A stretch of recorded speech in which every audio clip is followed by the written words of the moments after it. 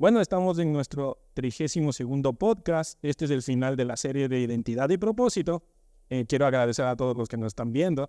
Yo sé que me han comentado para que nuestro pastor esté aquí, pues ya está aquí. Ya estamos.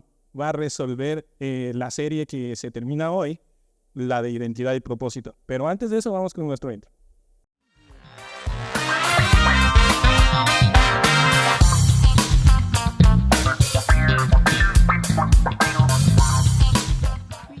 Ex-Neos. Bienvenido a nuestro podcast, El Diario de un Joven.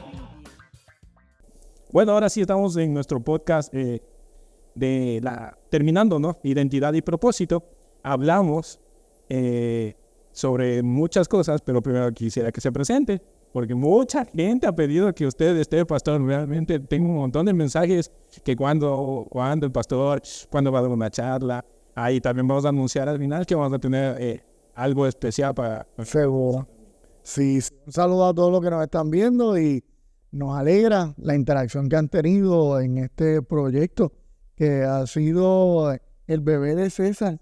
El bebé, ¿verdad? El bebé de César, y lo ha ido construyendo poco a poco. Y le damos gracias al Señor porque usted está allí viéndonos y esperamos que siga compartiendo, que eso es lo que deseamos. Sí, y realmente hace 2 días se sumó también otro país, que es la India, que es de Shuhan, un amigo de Débora, que es misionero, que es de MI también. Ah, qué bien. Se suscribió hace 2 días y ya apareció en este país nuevo. Y pues le mando saludos. Pues lo que le decía, pastor, estábamos hablando sobre identidad y propósito. Y en el camino hablamos sobre sexualidad, que tiene que ver mucho con la identidad. Hablamos sobre el liderazgo, hablamos sobre el amor. Todo esto conlleva, ¿no?, a tener una identidad y un propósito. Entonces la pregunta aquí, primero, ¿qué sería identidad y qué es propósito? Muy bien. Pues la identidad es la característica que nosotros vamos a utilizar para definirnos. Por lo tanto, generalmente la identidad te lo da un ente externo, no te lo das tú mismo. Hoy en día está, ¿verdad?, esa filosofía de nosotros identificarnos, y yo me identifico de esta manera y pues tú me tienes que identificar de la manera en que yo me identifico. Pero la identidad viene desde un punto externo, o sea, son otros los que te pueden identificar, y claro está, muchas ocasiones pues van a estar correctos y en otras ocasiones van a estar incorrectos. Esto comienza desde bebé, César. Quien te enseña a ti quién tú eres es papá y mamá. Eso es la base. Ahora, claro está, muchas veces papá y mamá hacen un buen trabajo, en otras ocasiones no. Y cuando eso sucede, pues la identidad, entonces pues podemos observar que antes de que papá y mamá dijeran quién soy yo, ya Dios había hablado. Entonces allí donde en la Biblia nos enseña que es Él el que nos ha dado identidad. Por eso estábamos diciendo que la identidad viene de un ente externo, no de mí, porque de mí pues yo puedo crecer en la jungla y creerme cualquier cosa, pero la realidad del caso es que son entes externos. Tanto así que hoy en día se ha tratado de creer que es la cultura la que me identifica. Por lo tanto, tú eres, ¿verdad?, ecuatoriano, yo soy puertorriqueño, yo me identifico entonces como puertorriqueño, yo tengo una cultura, tengo aquello, pero la identidad que estamos nosotros tratando de trabajar no es una identidad cultural, es una identidad dada por el Creador, y esa rompe todos los esquemas. Sí, y yendo mismo con la identidad, nosotros tuvimos un podcast donde se habló mucho de la influencia y de la sexualidad, que entendimos que esto viene diseñado por Dios. Entonces la influencia es justamente eso, dejarnos influenciar por cosas externas, en este caso influencers que no tienen tal vez nada de parecido a nuestro Dios. Y aquí viene la pregunta, o sea, nosotros cómo podemos identificar que primero nos hace falta, que somos influenciados por alguien que tal vez no tiene una característica de Dios, y lo segundo, es como saber que Dios también me está identificando como hijo. Porque tal vez yo le acepté, y hay mucha gente, ¿no?, que la acepta a Cristo en su corazón, va a la iglesia, pero no pasa de ahí. Y la identidad sigue estando ahí marcada como que no. Seguro. Pues mira, en cuestión de lo que tiene que ver, ¿verdad?, con ese asunto, la identidad que es dada por Dios es ya un asunto de yo reconocer lo que Dios me dio. Lo que Dios da siempre es permanente. Por lo tanto, cuando se trata de un asunto físico, pues Dios le dio a usted el color café, a mí me dio café con leche, no sé, a otros le dio café tostado, seguro, y tenemos diferentes colores de piel. Y ya eso es algo que está escrito, Dios lo dio, nosotros le llamamos el ADN, ¿verdad?, el DNA, pero es algo que ya allí está justo y escrito por Dios. ¿Qué nos toca a nosotros? Aceptar eso que Dios dio. Eso se transmite de la misma manera al hecho espiritual. Porque Dios no solamente habló cuando dijo que fuera creado el mundo y el primer día se paró e hizo y se vio de una forma material y visual, sino que también el Señor habló, y cuando habló, en la cruz del Calvario, donde reorganizó lo desorganizado. Y lo desorganizado por nosotros. Y es allí donde entonces dice Juan que la identidad viene cuando nosotros aceptamos al Señor. ¿Y cuál es esa identidad? De ser hijos de Dios. Dice que les dio la potestad de ser llamados hijos de Dios. ¿Y qué implica eso? Pues no sé si usted sabe lo que es ser hijo, pero hijo tiene unas implicaciones. Tiene unos derechos grandes, pero también tiene unos deberes. Pues seguro, y eso es algo que nos corresponde. Pero en muchas ocasiones hablamos siempre de los derechos que tenemos, ¿verdad? Y reclamamos porque somos hijos de Dios, pero también hay unos deberes. Y es por eso que hay gente que está en la iglesia y está allí y entiende, soy hijo, pero pues, exacto, el cielo es mi padre y yo soy hijo de Dios, por lo tanto el cielo tiene un deber para conmigo, pero no vemos que yo tengo un deber para con Dios, porque yo soy hijo. Súper interesante. Ahí tal vez se deja muy en claro lo que realmente uno cuando viene y acepta a Cristo en su corazón, cuando ya tiene, ¿qué es lo que tenemos que hacer? Ahora, ¿qué pasa con ciertas culturas que se topó en este momento que realmente no reconocen a Dios como su identidad marcada? Y tenemos mucho como lo de la gente del Medio Oriente, donde sus identidades son a través de dioses o a través de imágenes o a través de cosas que realmente no tienen una identidad marcada y primero no tienen una influencia. Yo entiendo que una influencia marcada es cuando el hecho pasado sigue estando en el presente. Y ninguno de esos hechos siguen estando en el presente, solo los nombres porque la gente está siguiendo algo que no. Pero nuestro Señor dejó una influencia mucho más grande que incluso la historia pone antes de Cristo y después de Cristo. Tuvo que ser verdad y es verdad porque si no, no estuviera marcado en la sociedad. Entonces, ¿qué pasa con este grupo de personas que sus identidades son? Seguro, la Biblia en el libro de Romanos trata de resolver ese asunto, o no lo trata de resolver, sino lo deja resuelto. Y es el hecho de que la Biblia habla que existe la ley del corazón. Y está lo que Pablo trata de explicar, de que el Señor ha dejado en todos nosotros la ley del corazón. Y esto de la ley del corazón es aquello que Dios dijo que es bueno. En cambio, aunque la persona no lo tiene escrito, conoce que es bueno. Me explico. Sodoma y Gomorra no tenían la Biblia. Claro está, no estaba nada de esto. Entonces, ¿cómo yo saber que lo que yo estoy haciendo es incorrecto?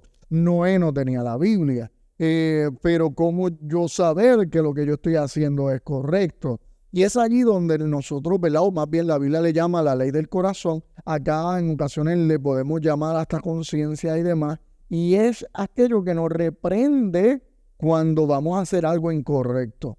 Y eso es lo que el Señor, pues, ¿verdad? En el libro romano habla de que el Señor utiliza para trabajar con el ser humano. Claro está, dentro de esta búsqueda de la verdad es allí donde el hombre se inventa diferentes dioses. Inclusive la Biblia dice que la razón por la cual el pueblo de Israel creó una estatua, hizo un becerro, fue porque se hicieron esta pregunta. Y la pregunta es, ¿dónde está Jehová? ¿Quién es Jehová? Y es allí donde se inventan este becerro y le dice, este será Jehová. Y esa es la dinámica del ser humano. El ser humano sabe que existe, ¿verdad? Internamente, ya está escrito por el Señor lo puso, debemos de adorar. Hay alguien mayor que nosotros. La pregunta es, ¿quién es? Y es allí donde nosotros tratamos de llenar los blancos. ¿Y quién es? Pues Buda. ¿Quién es? Pues tal cosa. ¿Quién es? Es otra cosa. Y es allí donde Jesús tiene que venir para decir, no es nada lo que ustedes dicen, yo soy Emmanuel, Dios con nosotros. Y se revela a nosotros para que nosotros entonces podamos verle a Él y dejar de estar utilizando la imaginación, porque cuando usamos la imaginación tendemos a cometer muchos errores, porque nuestra imaginación se va muy lejos. Y la imaginación de nosotros causa mucha a la emoción, más que a una realidad o una estabilidad. Y ahí es donde nuestras emociones prácticamente son engañosas. Incluso la palabra lo dice. Entonces, deja muy en claro ver que realmente el ser humano está en busca de una identidad. Y es Dios. Y lastimosamente nosotros marcamos una identidad que no es Dios a través de cualquier cosa. Y ahí tiene que ver mucho la adoración. Adoramos al perro, adoramos al gato, adoramos el celular, adoramos a papá y mamá.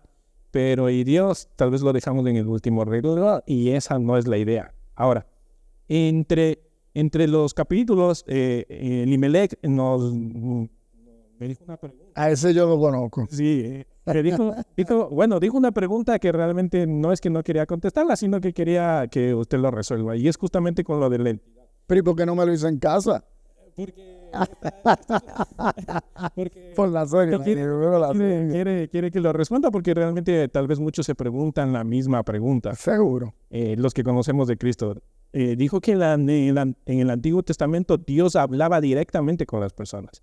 Pero en el Nuevo ya el Señor como que no hablaba para algo específico sobre un propósito marcado.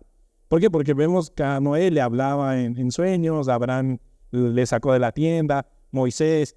Pero ya en el Nuevo Testamento como que ahora nos toca hacer a nosotros algo. Pero ya no hay esa parte. Obviamente ahí entra otra identidad que yo sé que lo va a responder, pero esa era la pregunta. Y la pregunta básicamente es ¿por qué vemos esa gran diferencia? Vemos la diferencia que en el Antiguo Testamento, Dios daba un propósito a través de su voz audible a una persona, Seguro. Específicamente con muchas características que ahora nosotros vemos como líderes o como patriarcas. Seguro. En otros casos. Y en el Nuevo Testamento, pues el Señor escogió. Pero después de su resurrección, como que no hay ese marcamiento. Seguro. Pues mira, se resume de esta manera. La razón por la cual en el Antiguo Testamento vemos muchas personas, las cuales fueron llamadas a hacer un trabajo particular y demás, es porque el Señor quiere enseñarnos, o sea, Dios quiere enseñarnos que el fiel y verdadero fue Cristo. Me explico. Usted va a encontrar que hay un hombre tremendo llamado Moisés. En cambio, Moisés no pudo entrar a la tierra prometida. ¿Por qué razón? Pues porque desobedeció. Por lo tanto, encontramos un buen hombre, un excelente hombre, pero que cae a la desobediencia. Pero viene Cristo. Entonces, Cristo es un hombre de Dios, o sea, llamado, está aquí, inclusive cuando él hace la pregunta que dice la gente que soy yo, dice, mira, tú eres el profeta, tú eres esto, tú eres lo otro, seguro. Pero luego viene Pedro y dice, tú eres el Hijo del Dios viviente. Por lo tanto, allí el Señor estaba trabajando con la identidad. O sea, ¿quiénes ustedes dicen que soy yo? Él sabe quién es Él, pero la idea es quiénes dicen ustedes. Ahora, la identidad de Cristo no la reveló la gente, la reveló el Espíritu Santo a la gente. Y aquí es donde viene el asunto de por qué vemos en el Antiguo Testamento que hay tantas personas, pero la Biblia lo que trata de enseñar es que todas las personas que el Señor llamó fracasaron. Jonás fracasó, el mismo Sansón fracasó, David fracasó. Y la idea es que cada uno de ellos, el Señor los llamó, pero fracasaron en el asunto de la fidelidad. Pero venía uno que era el fiel, el verdadero, el Hijo de Dios, Dios de los hombres, el cual, dice la Biblia, no pecó. Y entonces él mismo dice, yo no vine a hacer la voluntad de cualquiera, yo vine a hacer la voluntad del Padre. Era lo mismo que quería hacer David, era lo mismo que quería hacer Moisés. Seguro todos querían hacer la voluntad, pero todos fracasaron. Como te estaba comentando, Sansón fue un hombre que desde pequeño mamá buscó que él cumpliera la voluntad de Dios. En cambio, nota algo, Sansón en su muerte mata a sus enemigos. Y Jesús en su muerte perdona y vence al enemigo. En cambio, Sansón muere en desobediencia, muere por cuanto, o sea, lo que lo llevó a él a estar allí fue la consecuencia de su pecado. Pero a Jesús, ¿cómo llegó a la cruz? No fue la consecuencia de su pecado. Exacto. En cambio, ambos liberaron a un pueblo cuando murieron. En cambio, los dos no llegaron al mismo lugar de la misma manera. Y ese es el hecho de que en el Antiguo Testamento lo veamos y veamos tanta gente. En el Nuevo Testamento, aquí es que ocurre algo bien particular. Es que desciende el Espíritu Santo. Y dice la Biblia que desciende sobre toda carne. Y es allí donde el llamado específico ya no es tan específico, porque cuando el Señor llamó a David, le ungieron y el Espíritu descendió sobre él. A Moisés, el Espíritu descendió sobre él. Isaías, el Espíritu descendió sobre él. Pero cuando tú vienes a Cristo, se cumplió Joel, capítulo 3. Por lo tanto, el Espíritu viene sobre ti y ya el Señor no tiene que estar específicamente diciendo, César, quiero que hagas esto. Eliezer, quiero que hagas aquello. Y te he llamado para hacer aquello. No, ya está escrito. Ir por todo el mundo, predicar el Evangelio. O sea, nuestro propósito es unificar. Somos parte de una iglesia, somos parte de algo mayor que nosotros. Y eso es lo que nos da identidad. Por eso es la gran diferencia entre Antiguo y Nuevo Testamento cuando se trata de la identidad de los profetas y todo lo demás. Dejó muy en claro, pero ahí me surge la última pregunta.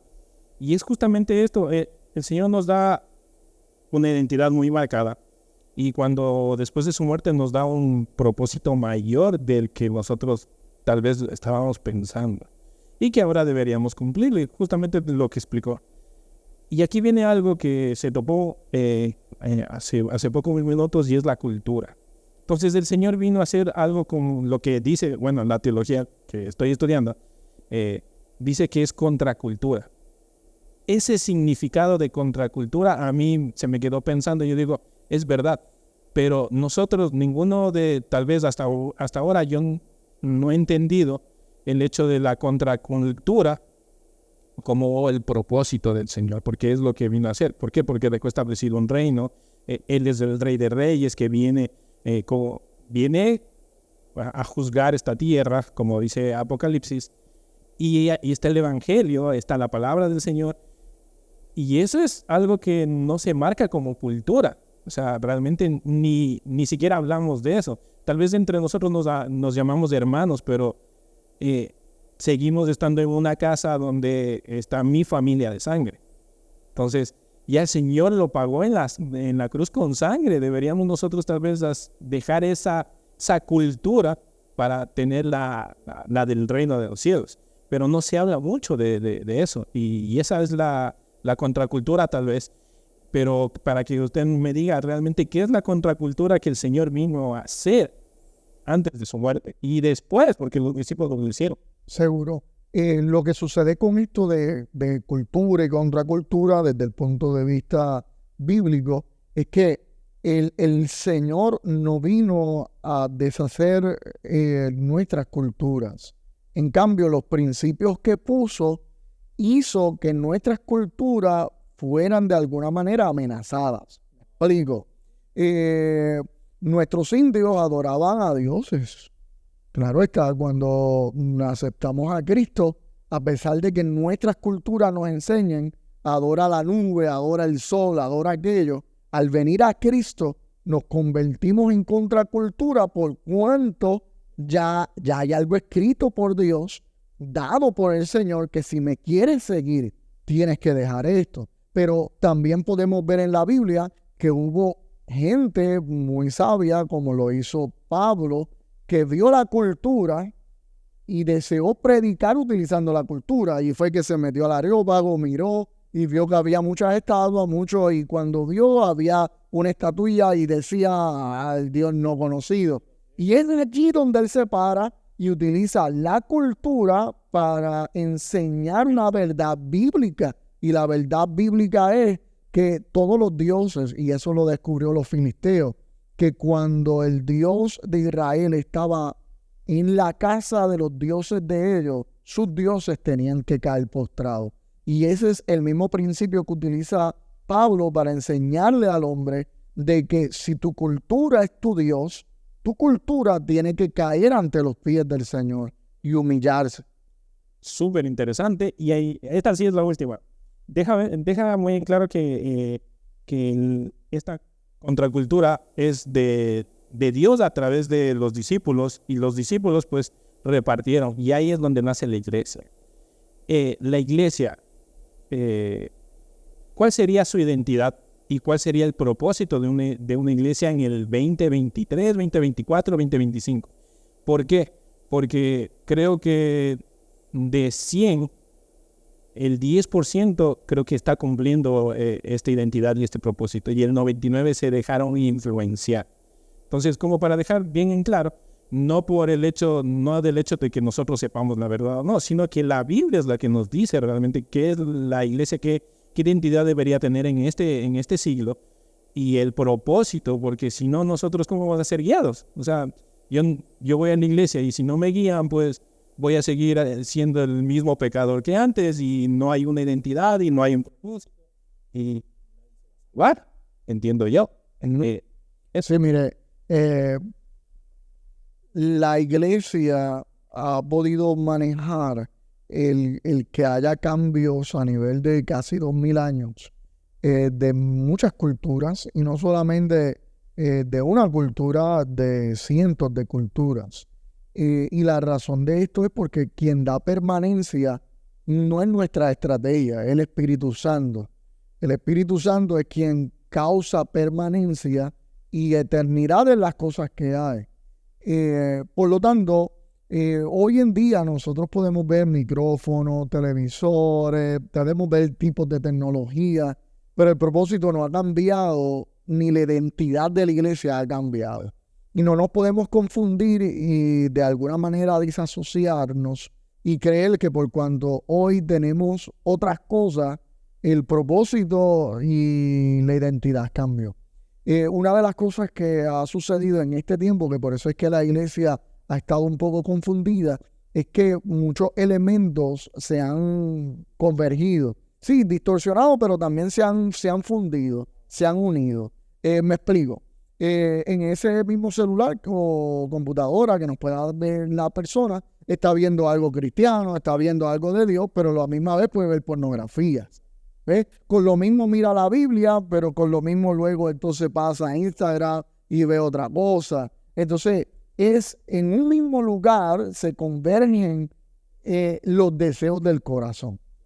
Y es allí donde todavía la iglesia tiene que decir que lo que es sagrado y lo que no es sagrado no se puede mezclar con lo sagrado. Y por cuanto en eso hemos fracasado, hoy en día elementos sagrados de la iglesia lo hemos comprometido y se han fundido con elementos no sagrados. Y es esto lo que ha hecho confundir. Y por eso la gente no tiene identidad, los creyentes específicamente. Vamos a templos y parecen lugares pop, parecen lugares... No hay identidad, porque aún si yo voy a tu casa y he ido, te he visitado, he visto, ¿verdad? Donde he ido a buscar y demás, pues yo sé que una cosa con una sede, que es una blasfemia. Pero si yo fuera a tu casa y veo que vamos al Capitolio, me digo, wow, César, o sea, vive en el Capitolio. Porque una casa tiene que parecer casa, pero no puede parecer otra cosa. Y eso es lo que hemos hecho. No solamente con la estructura, también con nosotros como creyentes.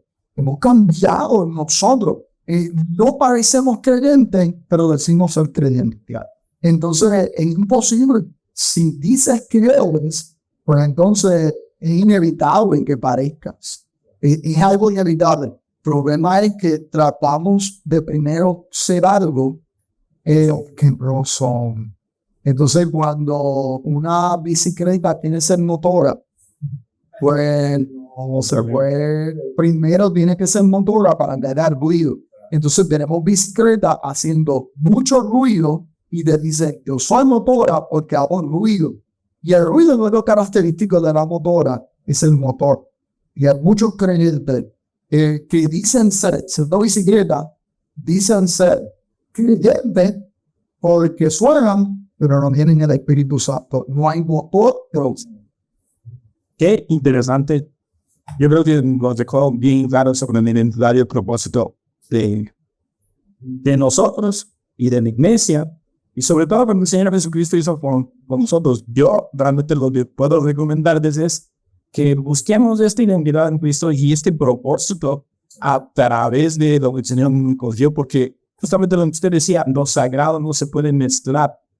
Y usted se cuenta que nosotros somos algo sagrado, porque el Señor dice que nos creó, o sea, la imagen y semejanza de Él. O sea, para Él es sagrado lo que nosotros somos en realidad. Tal vez no signifique mucho para muchas personas, pero en el último minuto el Señor va a tener este significado de propiedad. Entonces, si les quiero decir algo, recomendarles. Seguro. A todos los hermanos que nos están viendo, a nuestros amigos que nos observan, le decimos, estos asuntos de hay que aceptar al Señor, es que tú como persona puedas mirar lo que Dios ha hecho y entonces decir, Señor, acepta. Porque no es que yo acepte el cielo, es que en el cielo te acepta. Y quiero que entiendan esto, el cielo no te acepta a menos que no sea lavado por la sangre del Cordero. Yo no puedo empujarle al cielo quien yo soy. O en otra palabra, una palabra muy puertorriqueña, yo no puedo decirle al cielo, acéptame, porque el cielo no me acepta a menos que no sea lavado por la sangre del Cordero. Hemos levantado muchos pensamientos creyendo que el Señor te acepta tal y como eres. Bueno, el Señor acepta todo aquel que clama al Hijo. Eso es lo que dice el Salmo número 2. ¿Qué es lo que debemos de entender entonces? Que le digamos al Señor, Señor, yo quiero que me limpies de todo pecado. ¿Por qué? Porque sabemos que no es que el Señor me acepta como soy, es que el Señor nos mira y nos dice que tenemos que cambiar. Y al entender que tenemos que cambiar, nos damos cuenta que es imposible nosotros poder cambiar por nuestra fuerza. Y hay que tenemos que clamar al cielo y decirle al cielo, cámbiame. Y es por eso que Cristo vino a morir en la cruz del Calvario, para darnos vida, para cambiarnos, darnos identidad. Así que esto no es un asunto que Dios te acepta tal y como eres. Esto es un asunto que el cielo quiere cambiar. Lo que tú dices ser, por algo que el cielo dice que tú eres. Y créeme, que lo que el cielo dice que tú eres es mucho más grande que lo que tú dices ser. Amén. Bueno, y para terminar, tenemos una sorpresa que va a ser en el 2024. Es la nueva serie de nosotros que se va a llamar Cielo y Tierra. Y ya tenemos un patrocinador. Y el patrocinador incluso, el pastor nos saca la camisa. ¿Por qué? Porque ese canal ya se va a reactivar y nos va a patrocinar y nosotros nos vamos a patrocinar. Pero entre los dos canales nos vamos a patrocinar. Usted no te podemos encontrar en el canal, ¿cómo se llama? Seguro, mire, se llama Prosto. Ahí fue había un momento dado en la pandemia para que los hermanos de la congregación pudieran hacer la búsqueda y darle un estudio bíblico, hicimos la prédica y todo lo demás. Ahí fue donde me tuvieron por interesar en asuntos que yo de la bambina. Vasito, ya son chéverísimos, son cortos, precisos y Se lo corto preciso y nos ha completado la pregunta más rápido. Y esa es la intención de ese canal, contestar de una forma precisa, preguntas complicadas, y por eso es que tenemos competido, porque esto es un asunto, ¿verdad?, de los jóvenes, para que los jóvenes puedan crecer, pero también queremos, en el otro para invitar a pastores, y hacer una serie de cositas, que como decimos en Puerto Rico, ya la voluntad es chévere.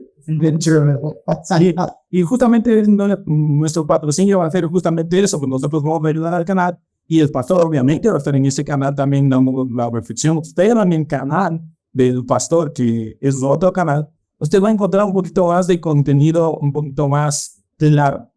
Tal vez esto es una verdad tratado como la juventud, pero el otro ya es un poquito más crudo, un poquito más directo al corazón. Entonces, tenemos este patrocinador que va a salir en el 2024, como nosotros vamos a patrocinarle también en el canal, y espero que se suscriba, espero que lo comente y espero que también nos siga. Y muchas gracias por estar en este capítulo.